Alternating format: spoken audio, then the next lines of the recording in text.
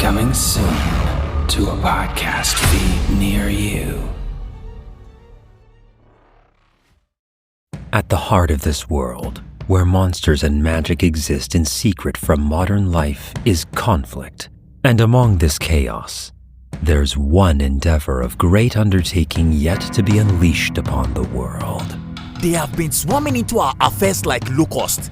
I wandered aimlessly looking for a place of my own. I never got a chance to find it. And all this for what? For what? Scraps? Nonsense? Idiot! Stop stumbling around and come with me. They are snakes that think themselves dragons. That's the sad reality we live in. Too much BS being peddled out there, obscuring fact. Like I need more reasons to think society is terrible. Horseboy, just follow her lead. Gonna make this easy and come quietly? Or do you want to do it as the fun way? I wanted to see the world, be daring, help people elsewhere. Those chosen shall seek the truth of what they face. Let them reveal what is hidden and enlighten the world. Let them seek the truth of Project Gnosis.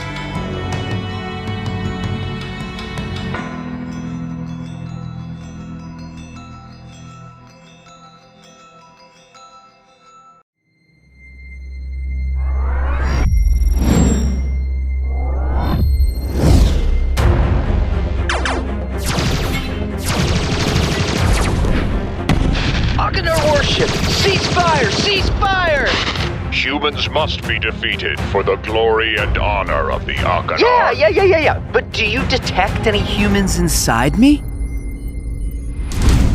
This is Space Station Lem 5 transmitting on all frequencies. Survivors from any species, please respond if you are out there. Hey, Lem. I think you need to add some variety to your show. There doesn't seem to be any intelligent people left alive out there. But then, what is my purpose? It's not every day that a spaceship civilization emerges, you know? Also, ladies. I came here to rally our fleet against a formidable enemy. All of the General's battleships have been decommissioned and are working as security at our luxury resorts. They're trying to scrap me alive! Ha! Take that! Oh, you want some? Yeah! Now that's a hull breach you can show off at a bar.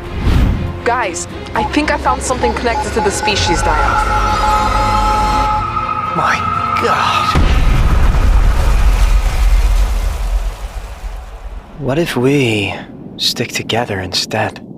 There could be better ways to get burned, you know? What are you talking about? Lowering our shields, dimming our ambient lights, getting cozy. But we're spaceships, out now on podcast platforms across the galaxy.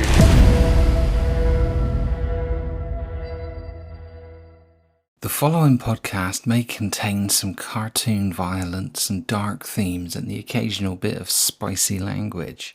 You have been warned. Listener discretion is advised.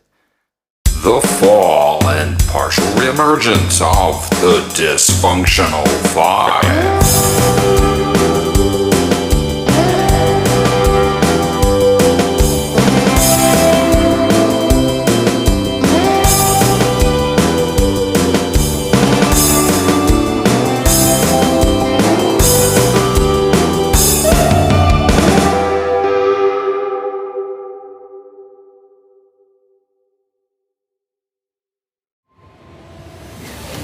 Previously, in the Dysfunctional 5, facing an extremely threatening, but hitherto unknown global threat, Control was tasked by the President to reunite the Dysfunctional 5. I told him it was a terrible idea, but he wouldn't listen.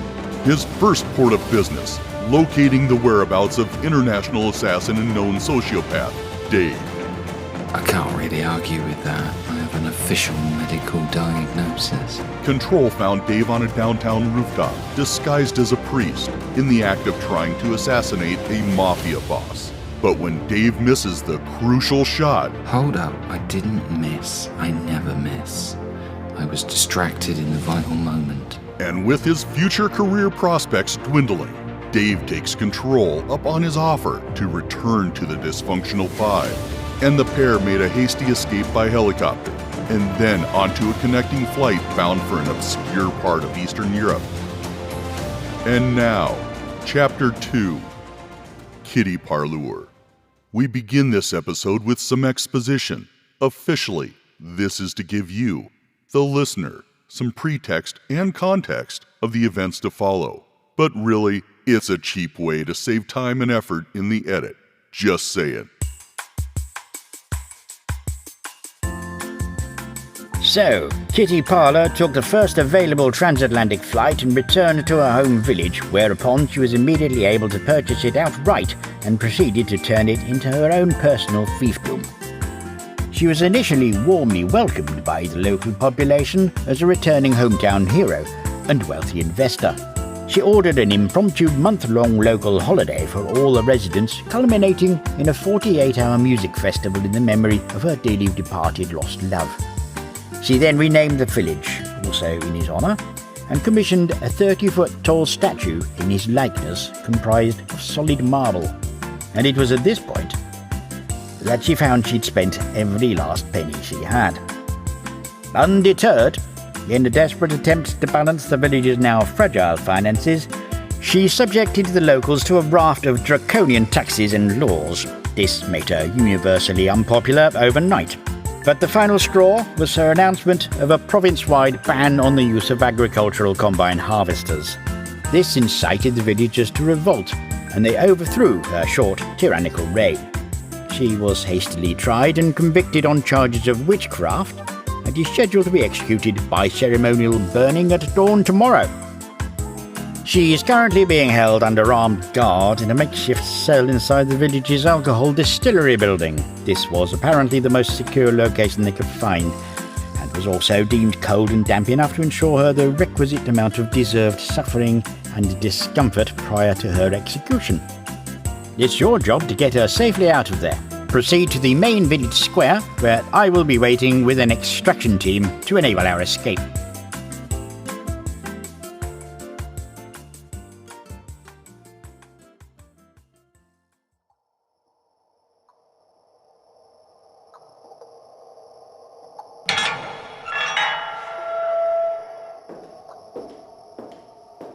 Halt! Who goes there?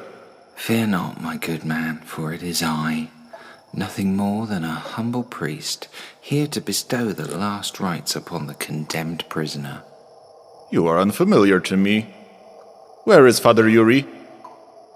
I'm afraid Father Yuri has been urgently hospitalized with a rare case of explosive hemorrhoids. Very, very unfortunate. I have been sent by the regional bishop in his stead. I'm Father David.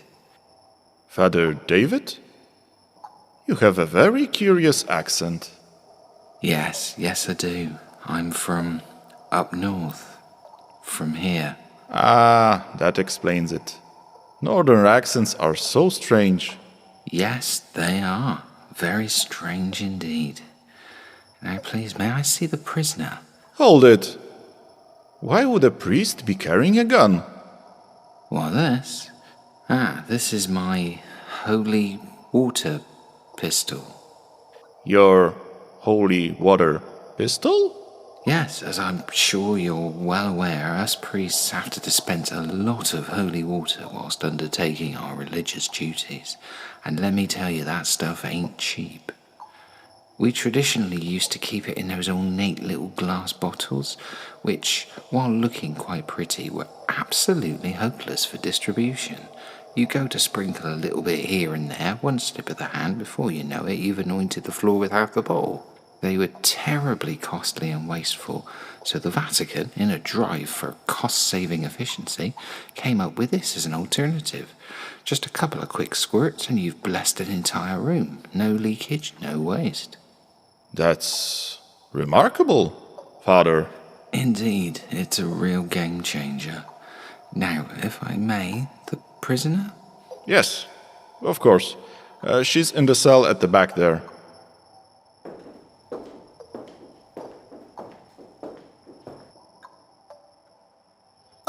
Father, I knew you'd come.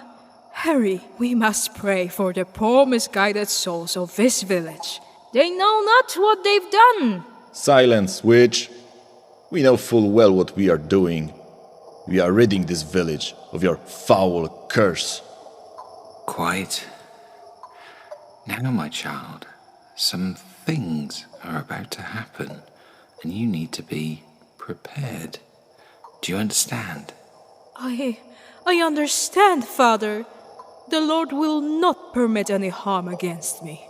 He will send guardian angels to my aid in glorious fiery chariots. Yeah, not really sure about that last bit, but hey, you never know.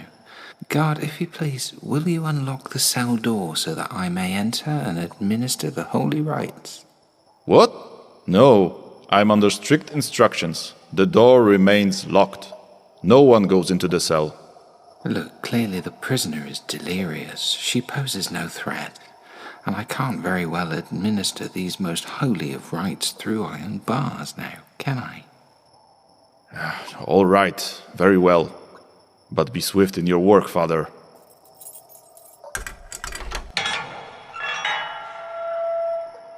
Nice one, God bless. Cheers for that.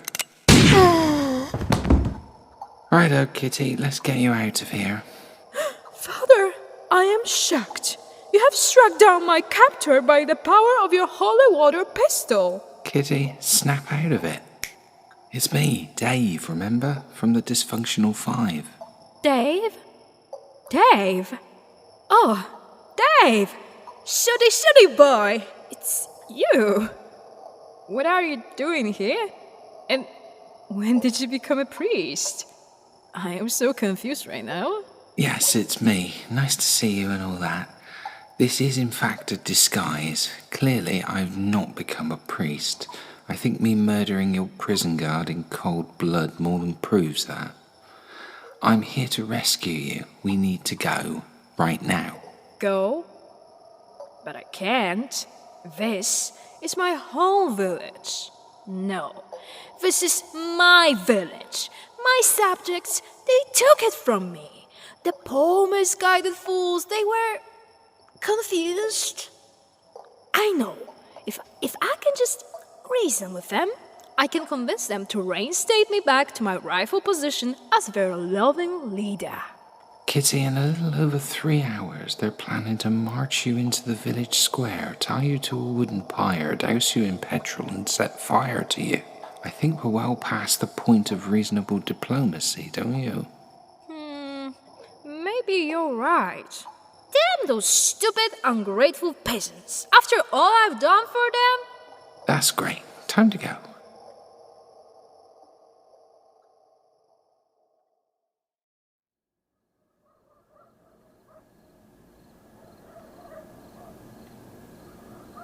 Okay, we need to be very quiet and stealthy.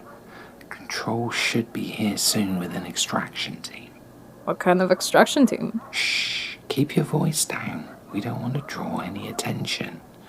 I'm not entirely sure what form the extraction team will take, but I'm expecting a helicopter, or at least an armored car or something. I don't see anyone. He should be here by now, but just be patient and keep quiet. Greetings, friends. Your chariot awaits. You promised us an extraction team? What the bloody hell is this? Apologies. The chopper had no clear ground nearby on which to land. We sent an armoured car instead. So where is it? We found it couldn't cross the narrow bridge leading into the village, so I had to improvise. Now, Dave, get on the back. Kitty, jump into the sidecar. I hate to break up this reunion, but I think the noise from this motorbike has woken up the entire village. Well, that is a bit inconvenient. Look, the witch. She's trying to escape. Kill her. Okay, well, that route is blocked. Let's head out of the other. Oh, bollocks. All routes out of the village square are now blocked by angry locals armed with pitchforks. So risky. Well, this is just bloody brilliant. Dave, we need some kind of a distraction to clear us a path. Like what? Oh, hang on. Kitty, that building they were holding you in, that was a distillery, right? Right. It's where we brew our local specialty. Paliwo rakietowe. Okay, and presumably that giant metal still attached to the building is absolutely full of the stuff? Totally, it's brewed all year round. By any chance, is this... Paliwo rakietowe? Yeah, that. Is it at all combustible? Yeah, paliwo rakietowe literally translates into English as rocket fuel. It's highly explosive. That'll do me. Dave, what are you planning? I've just chambered an incendiary round. Cover your eyes and ears, people. Things are about to get hot.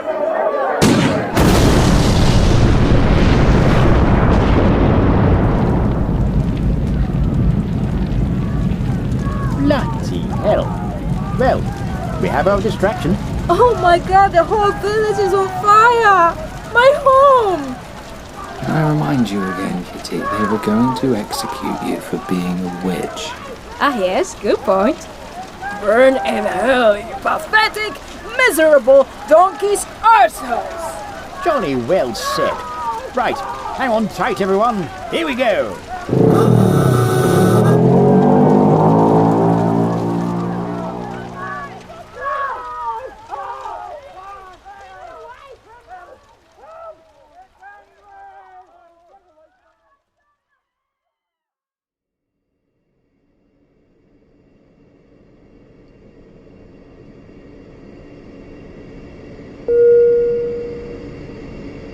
Okay, please tell me we are finally heading home. Almost. Just got one more stop along the way. Seriously, where the hell are we going now? Tell me, have you ever visited South America?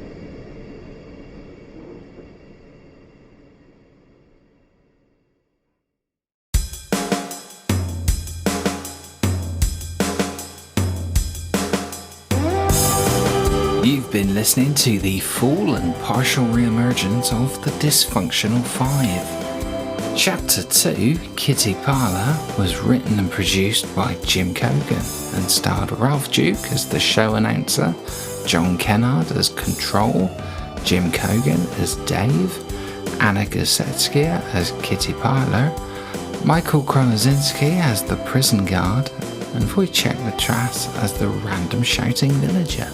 Theme music by Jim Cogan, with sound effects and incidental music licensed by Envato Elements.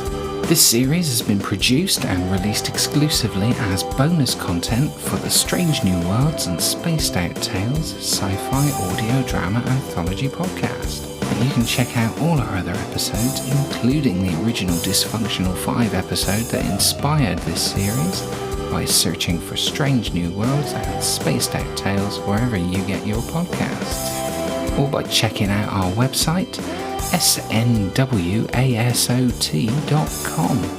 where you'll find all our podcast platforms that we're currently available on, and our social media and email links. Likes and reviews are especially welcome, and until next time, thanks for listening.